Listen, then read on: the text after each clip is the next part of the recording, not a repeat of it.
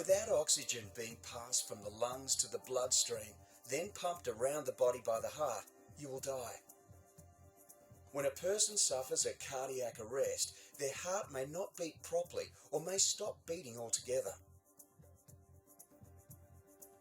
In this case, blood will not effectively circulate around the body.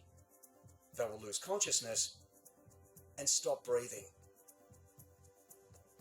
Unless prompt first aid attention is received, they will suffer irreparable brain damage and may die within minutes. In this program, we demonstrate the technique that should be employed in performing cardiopulmonary resuscitation on an adult. We are therefore assuming that you have a general knowledge of first aid principles. CPR is a technique that can save lives when performed correctly. Simply put, CPR is the technique of applying chest compressions in conjunction with rescue breathing. CPR involves pressing down and releasing firmly on the sternum or center of the chest hard enough to squash the heart, forcing blood out into the circulatory system and then back through the heart. This, combined with breathing into the casualty's airway, usually the mouth, can supply much needed oxygen to the lungs and the circulating blood. Performing effective CPR is the only way a rescuer can ensure oxygen-rich blood is circulated through the body, keeping the organs alive. The air we breathe in contains about 21% oxygen, and the air we breathe out contains about 16 to 18% oxygen. Therefore, breathing into a casualty's airway can supply potentially life-saving oxygen to the casualty. Before commencing CPR, the following basic life support steps must always be applied. Check for and continually monitor dangers to the rescuer, other personnel, and the casualty.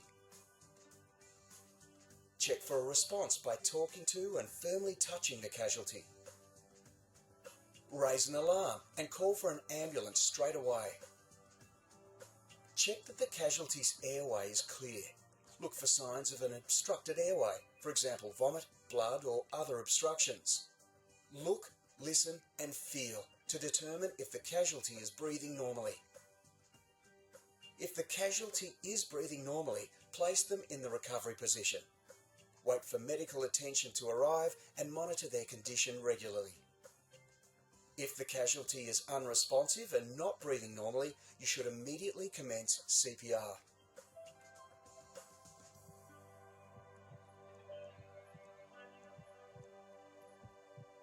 Let's look at the technique that should be employed by a rescuer when performing CPR. For demonstration purposes, we will use this mannequin. First, you should kneel alongside the casualty in a position that will allow you to comfortably apply vertical pressure during compressions. Next, visualize where the center of the casualty's chest is. Then, place the heel of one hand on that point in the center of the chest. This achieves our aim of placing the heel of one hand on the sternum above the heart. Keep that hand in position and place the heel of the other hand on top of the first hand and interlock the fingers of the hands like this. Alternatively, you can grasp around the wrist of the first hand like this. Either method is acceptable. Be sure not to apply any pressure over the casualty's ribs, abdomen, or the bottom end of their sternum, as this can cause damage to internal organs. When performing compressions, you should pivot from the hips. That is, you should not be rocking back and forth. Position yourself so that you are directly above the casualty's chest. Your compressing arm should be kept straight. Your bottom hand should remain in contact with the casualty's chest, and your shoulder will be directly above the chest when compressions are delivered. This ensures effective compressions by utilizing your upper body weight. Compressions should be rhythmic, with equal time for compression and relaxation. and you should allow the chest to recoil completely after each compression. With an adult casualty, each compression should depress the chest at least 5 centimeters, or about 1/3 of the depth of the chest. Compression should be delivered at a rate of 100 to 120 compressions per minute. This means almost 2 compressions every second. After every 30 chest compressions are given, 2 rescue breaths should be delivered.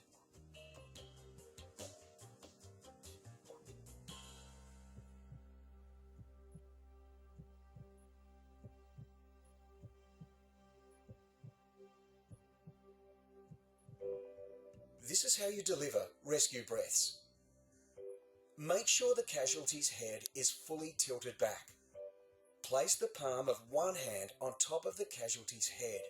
Support the chin with the other hand and firmly and gently tilt the head back while supporting the jaw. This will help maintain an open airway. Take a normal breath. Open your mouth and place it firmly over the casualty's mouth, creating an airtight seal. Pinch the casualty's nose closed. Alternatively, you can seal the nose with your cheek. Breathe firmly enough into the casualty's mouth to make the chest rise normally, fully inflating the lungs. Each rescue breath should be delivered over 1 second. After each rescue breath, remove your mouth and turn your head to observe the chest fall, and to listen and feel for exhaled air from the casualty. If this does not happen, it must be addressed immediately. The cause could be an inadequate air seal of the mouth and/or nose of the casualty, an insufficient amount of air being blown into the casualty's lungs, or it could be an obstruction in the airway. An obstructed airway is generally caused by incorrect or insufficient head tilt, ineffective support for the jaw, the tongue itself, or foreign material could be in the mouth or airway. The airway should be cleared using standard first aid procedures. Let's look at the cycle of compressions and rescue breaths. Give 30 chest compressions, followed by 2 rescue breaths at a rate of 100 to 120 compressions per minute. Be sure to monitor the casualty for signs of response or normal breathing, but don't let this interrupt the rate of chest compressions. If the casualty responds or starts breathing normally, stop CPR immediately. If the casualty is not breathing, CPR should be continued until signs of life return or until qualified medical help arrives and takes over. Those main points again. Apply pressure directly over the center of the casualty's chest and depress to a depth of at least 5 centimeters or to about 1/3 of the depth of the chest. Apply 30 compressions and 2 rescue breaths at a rate of 100 to 120 compressions per minute.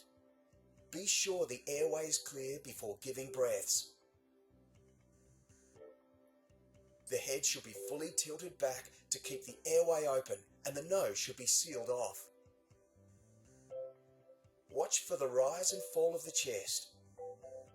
Inadequate air seals around the nose and mouth and airway obstructions must be quickly remedied.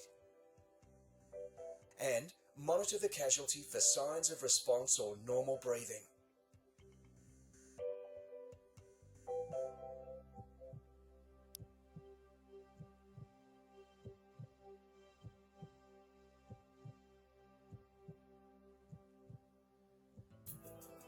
Let's now look at a simulation of what you would do if you actually found an unconscious person. First, check the area for any immediate danger. Check to see if the casualty responds to talk or touch. Ask the casualty to open their eyes. Squeeze my hand. Let it go. If the casualty does not respond, raise an alarm and call an ambulance as quickly as possible. Then, check that the casualty's airway is clear. If the airway is obstructed with foreign material, roll the casualty onto their side to help clear it away. Only when the airway is obstructed by foreign materials such as blood or vomit should the casualty be placed on their side. At all other times, they should remain on their back, so CPR can be given promptly if required. To turn a casualty on their side into the recovery position, use the standard first aid procedure. Using your fingers in a brushing motion, start clearing the casualty's airway. Once the airway is clear, check for breathing. Look, listen and feel for any exhaled air from the casualty and see if the chest is moving. If the casualty is unresponsive and not breathing normally, place them on their back and commence CPR immediately. To continue our CPR simulation, our rescuer will work on our mannequin. Position yourself comfortably. Visualize the center of the casualty's chest. Position your hands and give 30 compressions, making sure your compression arm is straight. Your shoulder is above the casualty's chest and each compression is at least 5 centimeters deep. After 30 compressions, give the casualty 2 rescue breaths. Counting aloud may help you keep track and regulate the process that you must apply rhythmically. Keep giving compressions at a rate of 100 to 120 per minute. CPR should be continued until the casualty responds or begins breathing normally, or until qualified medical help arrives and takes over. If available, an automated external defibrillator or AED should be attached to the casualty as soon as possible.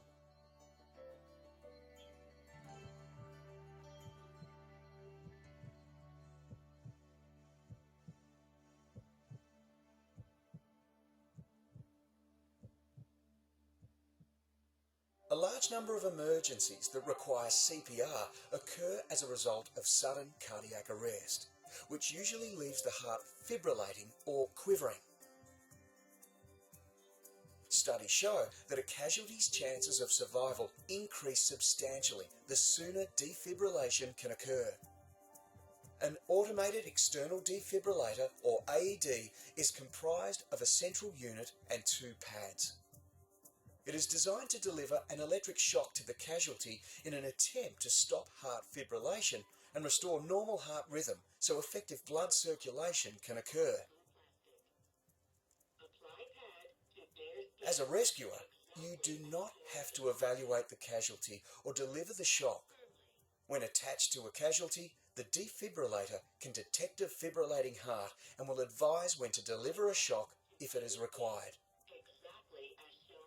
The defibrillator will instruct you verbally, step by step, using easy-to-follow voice prompts. If the defibrillator detects the return of a normal heart rhythm, the voice prompts will advise you what to do next. It is important to note that a defibrillator does not replace CPR. CPR must be continued at all times unless the defibrillator tells you otherwise. It's understandable that being placed in a real situation where your actions could save a person's life may lead to confusion and panic. But always remember what you're aiming to achieve with cardiopulmonary resuscitation. You are trying as best you can to simulate the body's natural functions of breathing and circulating blood with a normal beating heart. Completing 30 compressions and 2 rescue breaths at a rate of 100 to 120 compressions a minute is the best you can hope to achieve in your attempt to save a life. If you are unwilling or unable to give rescue breaths, chest compressions should still be applied at a continuous rate of 100 to 120 compressions per minute.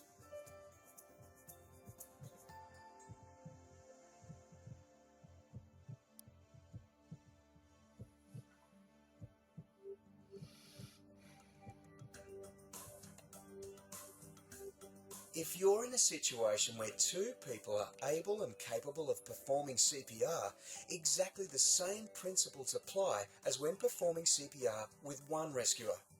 30 compressions, followed by 2 rescue breaths at a rate of 100 to 120 compressions per minute. When there are 2 rescuers, one should start resuscitation while the other seeks help and calls an ambulance. Rescuers can then take turns performing CPR and should rotate when necessary to reduce fatigue. Make sure that pauses in chest compressions are as short as possible when changing rescuers.